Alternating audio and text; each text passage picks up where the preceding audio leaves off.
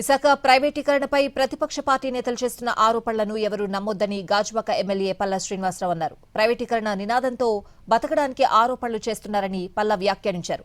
Visakha steel plant break even కి తీసుకురావడానికి కూటమి ప్రభుత్వం ఆలోచన చేస్తోందని ఆయన తెలిపారు.